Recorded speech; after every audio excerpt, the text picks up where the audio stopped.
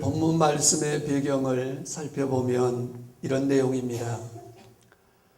야곱에게 12명의 아들이 있었습니다.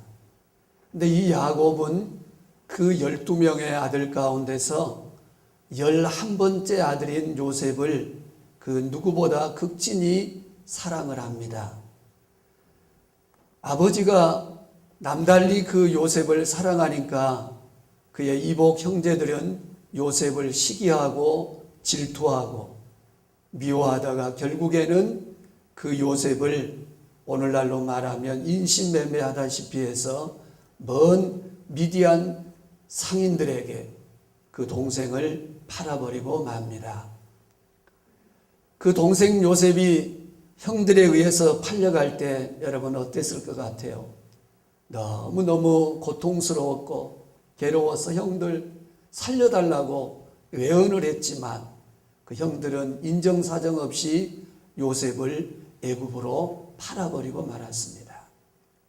애굽에 팔려온 이 요셉은 하나님께서 참 그를 긍휼히 여겨주셨고 이 요셉을 긍휼히 여겨주셨고 이 요셉과 우리 하나님이 함께 계심으로 하나님이 그에게 복을 주셔서 우리 하나님이 애굽의 국무총리가 되는 그런 길을 허락해 주셨습니다.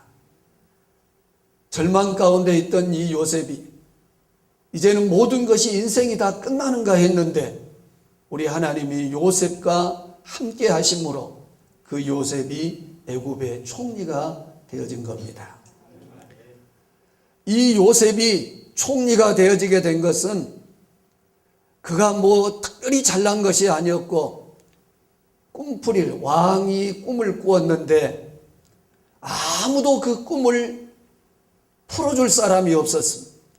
그런데 이 하나님께서 요셉에게 지혜를 주심으로 왕의 꿈을 풀어줌으로 7년 동안 애굽 땅에 큰 풍년이 들고 또 7년 동안 큰 흉년이 들 것을 해석해 주므로 그 말 한마디에 그 꿈풀이 하나 때문에 애굽 왕은 요셉을 인정하고 감동을 받아서 자기 나라의 국무총리로 세워준 줄로 믿습니다. 그러니 요셉이 애굽의 국무총리가 되어진 건 하나님의 은혜입니다. 요셉의 말대로 애굽 전역에 7년 동안 큰 풍년이 들었습니다. 그리고 또 풍년이 끝난 다음에 크게 흉년이 7년 동안 들기 시작합니다. 이 흉년은 애굽 땅에만 찾아온 게 아니라 애굽 나라 주변에 있는 요셉의 고향 땅 이스라엘 땅까지 거기에도 흉년이 들어온 겁니다.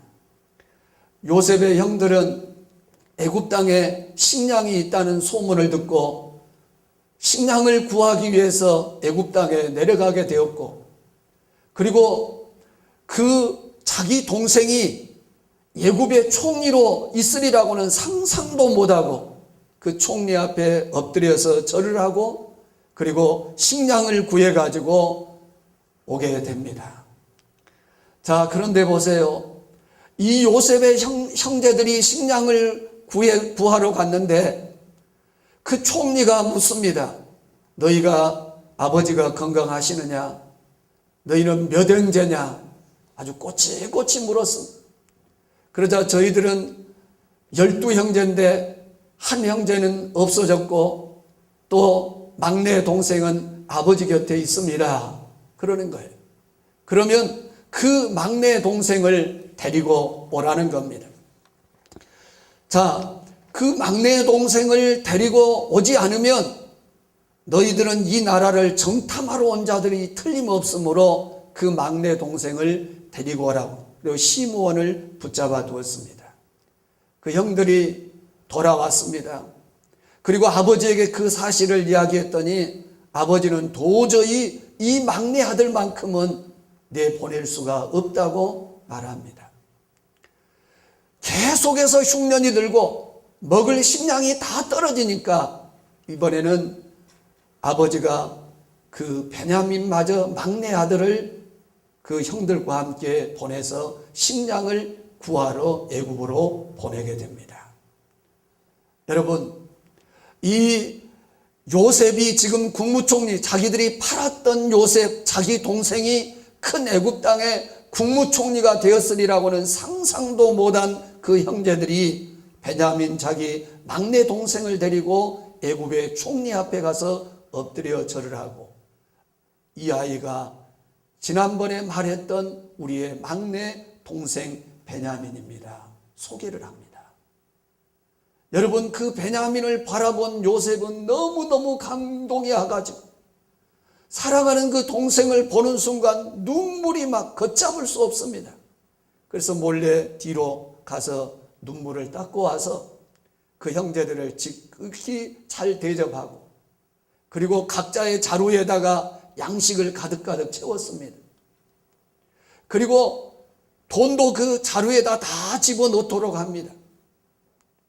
또 한 가지는 종들을 시켜서 그 베냐민 막내 동생의 자루에다가 자기의 잔을 집어넣도록, 아무도 모르게 집어넣도록 한 겁니다. 아무도 모르게. 그리고 그들을 식량을 다 이제 가지고 고향 땅으로 가도록 하고, 그들이 얼마쯤 갔을 때 다시 요셉이 종들을 보내서 달려갑니다. 너희들이 어찌하여 우리 주인의 그 잔을 훔쳐갔느냐? 깜짝 놀랍니다. 아니, 우리는 그런 적이 없다고. 우리는 그런 사람들이 아니라고. 아니다. 분명히 너희들의 짓이니까 너희들의 짐을 다 조사를 해야 되겠다. 그래서 요셉의 그 형들의 그 짐을 하나하나 마령부터 차근차근 짐을 다 풀었습니다. 큰형 짐을 풀어보았는데 은잔이 안 나와요. 둘째도 풀어도 안 나옵니다. 다 하나하나 짐 검사를 하는데 맨 마지막 베냐민의 그 자루에서 요셉의 잔이 나오게 됩니다. 여러분, 이게 어떻게 된 일입니까? 요셉의 그 잔에, 요셉의 잔이 그 베냐민의 자루에서 나온 것. 여러분, 그 당사자인 베냐민은 어떠했을까요? 그리고 그 형들은 어떻게 되었을까요? 자기 은잔, 자기 손으로 은잔을 짐 속에 넣은 적이 없는 이 베냐민, 그리고 자기 동생 그 베냐민의 자루에서 은잔이 나왔을 때 어떠했을까요? 그들은 당황하기 시작합니다. 큰일 났습니다. 그리고 요셉의 종들은 아주 강력하게 말합니다. 봐라, 이 막내 동생에게서 이 잔이 나오지 않았느냐? 그리고 그들의 짐을 다 싸게 하고 그 형제들을 붙잡아서 애굽의 총리인 요셉에게로 데리고 갑니다. 요셉 앞에 끌려간 그의 형제들, 그 중에 맏형인 유다가 이렇게 말합니다. 우리가 내 주께 무슨 말을 하오리까? 무슨 설명을 하오리까? 우리가 어떻게 하여야 우리 정직함을 나타낼 수가 있을까?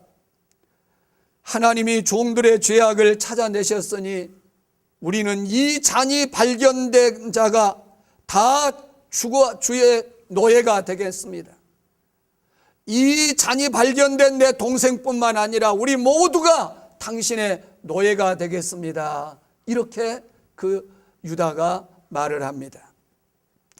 여러분, 세상에는 별명할 말이 있고 설명할 것이 있지만 유다가 말한 대로 지금 이러한 상황은 무슨 말로도 설명할 수 없었다는 것입니다.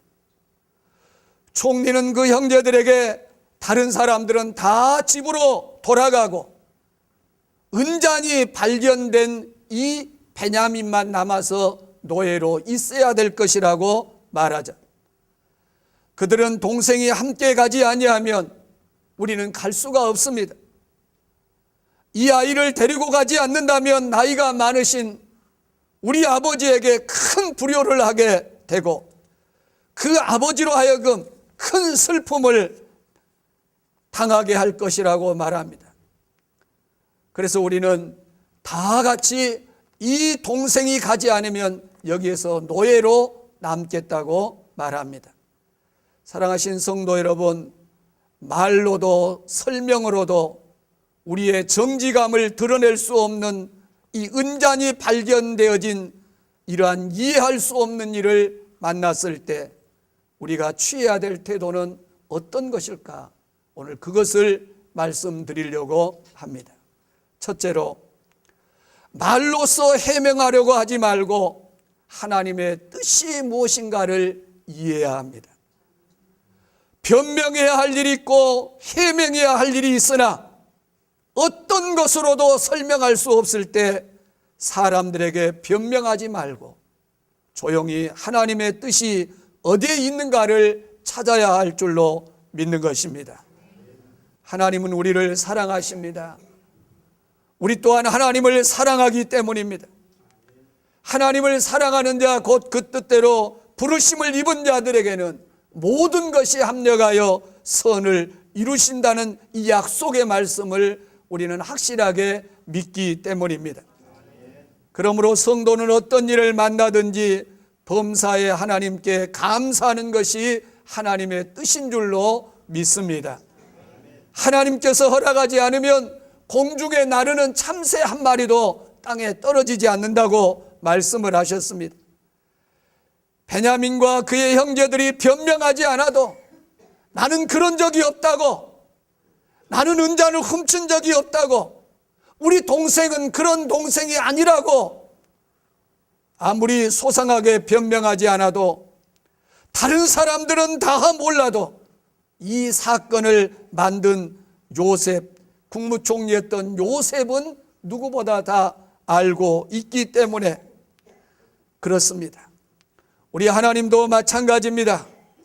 우리 하나님께서는 우리가 당하는 모든 일들을 누구보다 잘 알고 계시는 줄로 믿습니다. 우리 생각도 알고 계시고 하나님은 우리 마음도 알고 계시고 우리의 행실도 알고 계시고 우리가 하는 말도 그분은 다 듣고 계시고 우리의 행동 하나하나를 저울로 달아보시는 하나님이십니다. 그러므로 하나님 앞에는 변명이 필요 없고 나를 향하신 하나님의 뜻을 구하고 그 뜻 앞에 겸손히 우리가 순종해야 될 줄로 믿는 것입니다. 그리고 절대로 불평하지 말아야 합니다. 원망하지 말고 오히려 감사하는 성도들이 되시기를 주의 이름으로 축원합니다. 이해할 수 없는 일을 만났을 때, 도무지 설명해도 해결될 수 없는 어떤 일을 만났을 때 우리가 진정으로 주님 앞에 아뢰야 될 것은 주님 아시지요. 주님은 내 형편 아시지요. 주님 내 중심을 아시죠. 주님 내가 지금 어떤 상황에 있는지, 내가 어떤 처지에 놓여 있는지 우리 주님은 잘 알고 계시는 줄로 믿습니다. 여러분, 이 땅을 살아가다가 공고한 일을 당했을 때 도무지 정말 이해가 안 되는 어떤 일들을 어찌하여 이런 일이 일어났는가, 어떻게 이런 일이 내게 생겨났는가 도저히 이해가 안 될 때 그때 주님은 우리를 잘 알고 계시는 줄로 믿습니다. 두 번째로, 말로 설명할 수도 해명할 수도 없는 일을 만났을 때 우리의 죄악을 우리는 회개해야 될 줄로 믿습니다. 요셉의 형들은 그렇게 자기 동생 요셉이 살려달라고 예언하던 그 동생을 노예로 팔아버리고 그들은 한동안 양심의 찔림을 당하면서 그때 일을 가슴 아파하면서 지내왔습니다. 오랜 세월이 지나가고 이제 그 모든 것들은 그들의 마음속에서 자연스럽게 다 덮어졌는데 이 시간을 통하여 이제는 자신들이 애굽 땅에서 노예가 될 위기에 처하자 동생 요셉이 애원하면서 살려달라고 하던 그 동생 요셉을 생각하게 된 겁니다. 여러분, 한 20년 지나니까 그때 그 일을 차근차근 다 잊어먹었어요. 전혀 이제 양심의 꺼리낌도 없이 살아가고 있는 거예요. 근데 막상 자기들이 이제 노예로 지금 붙잡히될 그런 위기에 놓였을 때 옛날 일이 생각나는 거예요. 그래서 유다가 말한 대로 하나님이 종들의 죄악을 찾아내셨다라고 말합니다. 감추어졌던 죄를 생각나게 하시고 깨닫게 하시는 그런 기회가 된 줄로 믿는 것입니다. 그러므로 우리도 이해할 수도 해명할 수도 없는 억울한 일을 당할 때 우리 자신에게 깊이 숨겨져 있는 죄가 있지 않는지 그 죄를 찾아내고 회개한다면 하나님께서 회개하는 자에게 주시려고 예비한 하나님의 그 놀라운 은혜와 복을 그들에게 주실 줄로 믿는 것입니다. 이 땅에는 의인은 없나니 하나도 없다고 하셨습니다. 우리는 죄를 지어서 죄인이 된 것이 아니고 죄인으로 태어났기 때문에 죄를 짓습니다. 그러므로 회개하지 않아도 될 만큼 완벽한 사람은 이 땅에 아무도 없습니다. 하나님 마음에 합한 자라고 할 만큼 믿음의 사람도 하나님께 범죄하고 다윗은 이런 고백을 합니다. 주의 손이 주야로 나를 누르시오니 내 진액이 빠져서 여름 가뭄에 마름같이 되었나이다. 내가 이르기를 내 허물을 여호와께 자복하리라 하고 주께 내 죄를 아뢰고 숨기지 아니하였더니 곧 주께서 내 죄악을 사하셨나이다 라고 고백을 했습니다. 다윗은 고난을 통하여 회개할 수 있는 기회로 삼았습니다. 말로 해명할 수 없는 일을 만나거든 철저하게 하나님께 회개할 수 있는 그런 기회로 삼아야 될 줄로 믿는 것입니다. 요셉은 또 이 일을 통하여 형들을 시험하고 있습니다. 자기를 팔아버린 형들이라면 틀림없이 자기 동생에게도 얼마든지 자기들이 살기 위해서 베냐민 자루에서 은잔이 나왔기 때문에 베냐민을 남겨두고 그 형들만 갈 줄로 또 생각을 했을 겁니다. 그래서 다른 형제들의 자루에 은잔을 넣은 게 아니라 맨 막내 동생 베냐민 자루에 은잔을 집어넣은 겁니다. 그런데 자기를 팔았던 그 형들이 많이 변해 있었습니다. 과거 같으면 마땅히 베냐민 자루에서 나왔으니까 베냐민만 남아야 되고 우리는 가야 된다라고 할 텐데 그들은 그렇게 말하지 않았습니다. 동생이 가지 않으면 우리는 갈 수가 없습니다. 동생이 남는다면 우리도 여기 남아서 노예가 되겠습니다.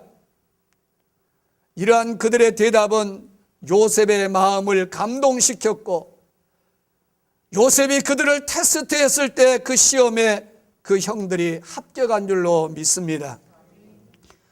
유다는 은잔이 발견되어진 동생에게 책임을 전가시키고 자기는 빠져나오지도 않았습니다. 공동으로 책임을 지고 있는 것입니다. 성도는 예수 그리스도의 지체들입니다. 그러므로 한 성도의 영광은 나의 기쁨이고 한 성도의 아픔은 나의 아픔으로 느껴져야 합니다. 사랑하신 성도 여러분, 우리에게 다가오는 여러 가지 시험을 믿음으로 잘 극복하고 승리하는 성도들이 되시기를 바랍니다.